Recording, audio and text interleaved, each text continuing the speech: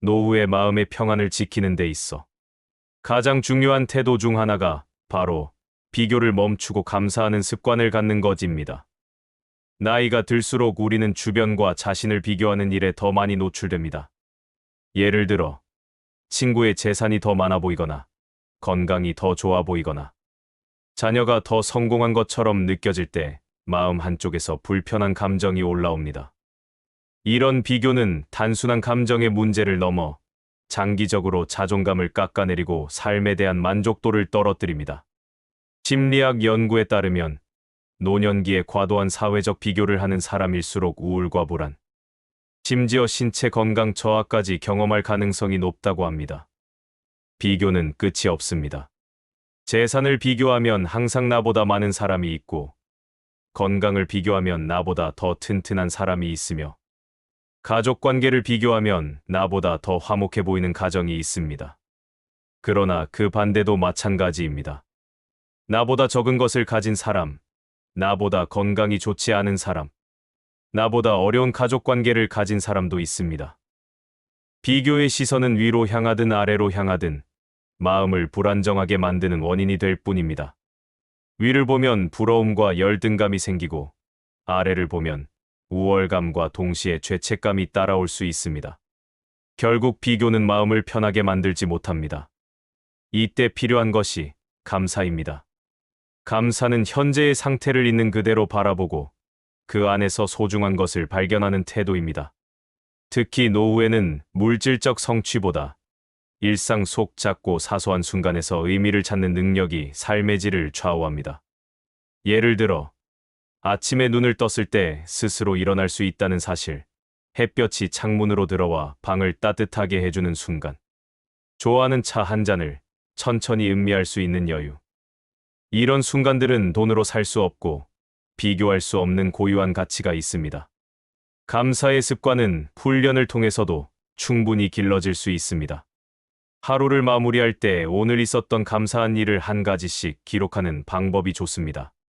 처음에는 오늘도 무사히 하루를 보냈다처럼 단순한 내용일 수 있습니다. 하지만 매일 꾸준히 적다 보면 감사할 이유가 점점 더 다양해지고 사소한 것에도 마음이 반응하게 됩니다. 이렇게 감사를 기록하는 습관은 뇌의 긍정 회로를 활성화시켜 우울과 불안을 줄이고 전반적인 행복감을 높이는 것으로 알려져 있습니다.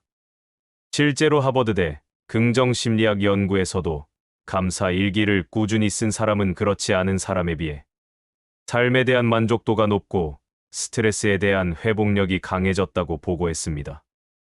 또한 감사는 인간관계에도 긍정적인 영향을 줍니다. 감사하는 마음을 가진 사람은 타인에게도 그 감정을 표현하게 되고, 이런 표현은 관계를 더 따뜻하고 깊게 만듭니다. 예를 들어, 배우자가 해주는 작은 일상적 도움, 친구의 안부 전화, 이웃의 친절한 인사에 고마워라고 말하는 것만으로도 관계의 질이 달라집니다. 노후의 행복은 관계의 질과 깊이에서 큰 비중을 차지하는 만큼, 감사는 그 관계를 유지하고 강화하는 핵심 도구가 됩니다. 중요한 점은 감사가 현실을 무조건 좋게 보라는 뜻이 아니라는 것입니다. 힘든 일이나 부족한 부분을 무시하라는 것이 아니라, 그럼에도 불구하고 삶 속에서 긍정적인 부분을 의도적으로 찾아내고 주목하는 것입니다. 이는 단순한 낙관주의와는 다릅니다. 감사는 현실 인식과 긍정의 균형을 맞추는 지혜입니다. 결국 비교 대신 감사의 태도를 가지면 노후의 마음이 한결 가벼워집니다. 남과 비교하는 대신 오늘 내가 가진 것, 누리고 있는 것을 발견하고 인정할 때 우리는 스스로의 삶을 더 깊이 받아들일 수 있습니다. 그리고 그 순간부터 마음속 불안과 불만은 조금씩 줄어들고 평온과 만족이 그 자리를 채워나갑니다. 노후의 진정한 부유함은 외부 조건보다 마음속 감사에서 비롯된다는 사실을 잊지 않는 것이 중요합니다. 나이가 들어갈수록 삶의 여러 영역에서 변화를 경험하게 됩니다. 몸은 예전 같지 않고 관계의 모습도 달라집니다.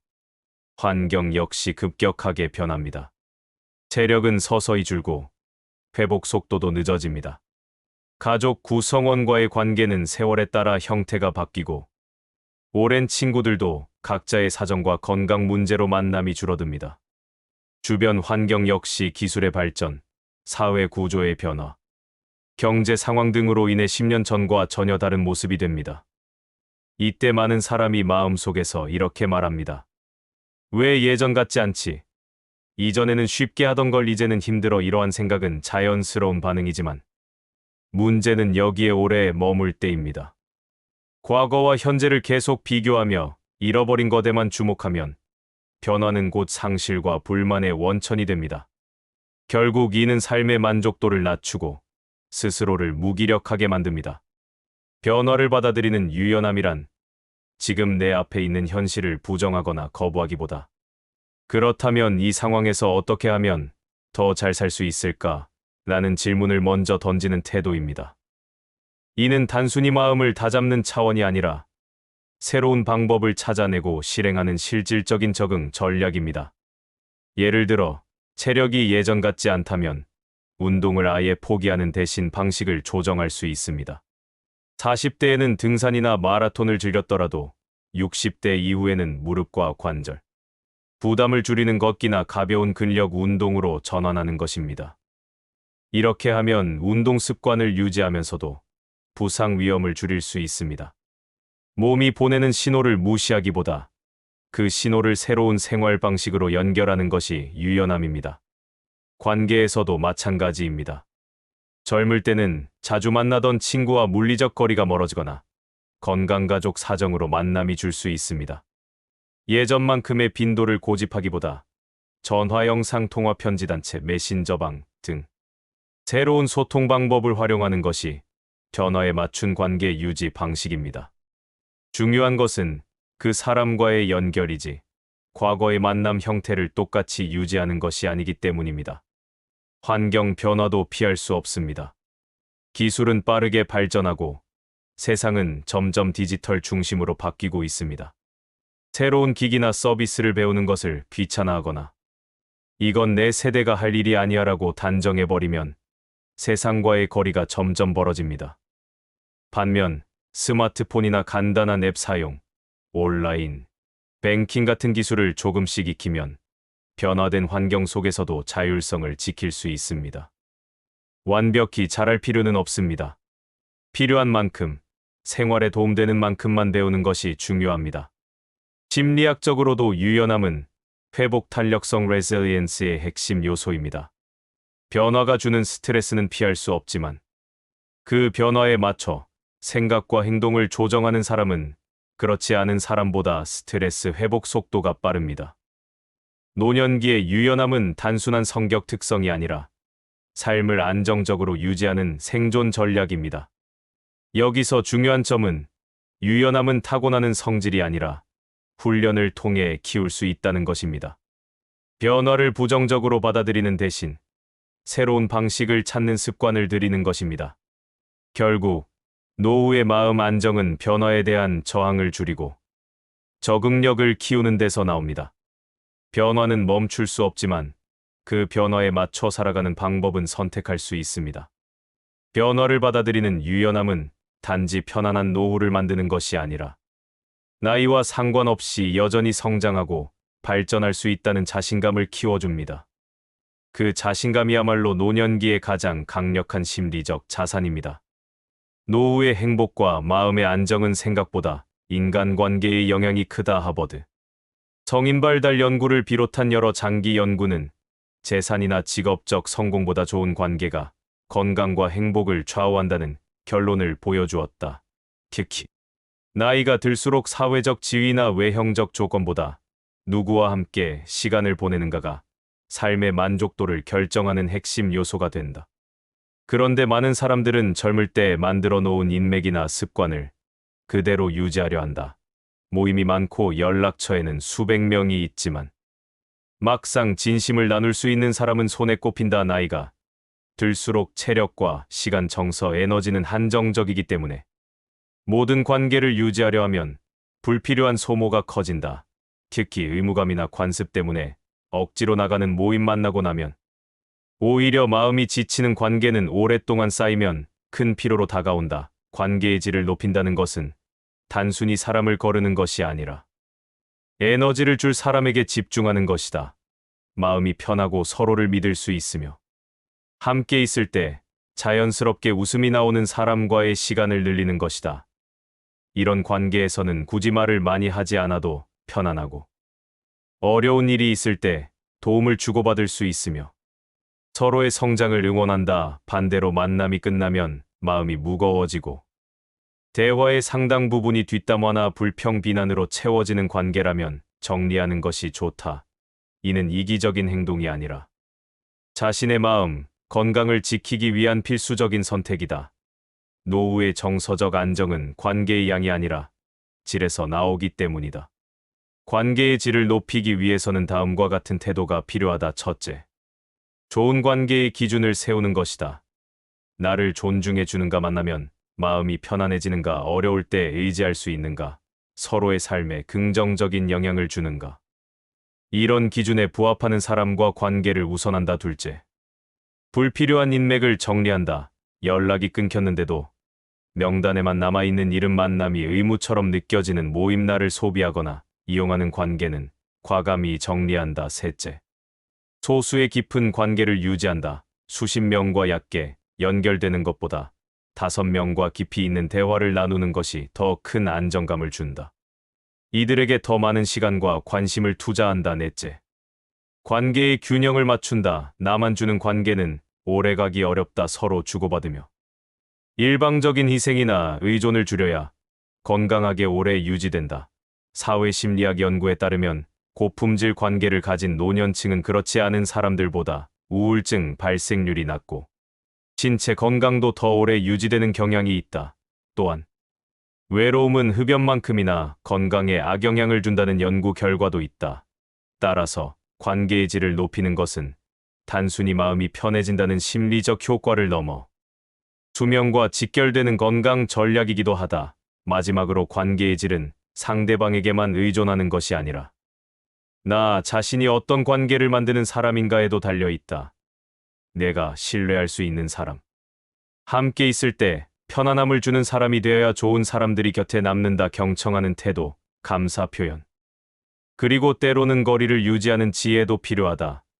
노후의 삶은 누구와 시간을 보내는가에 따라 완전히 다른 색깔을 띈다. 마음을 무겁게 하는 인맥을 줄이고 나를 지지해주고 웃게 해주는 사람들과의 시간을 늘리는 것, 이것이야말로 남은 세월을 평온하고 의미 있게 만드는 핵심 태도다.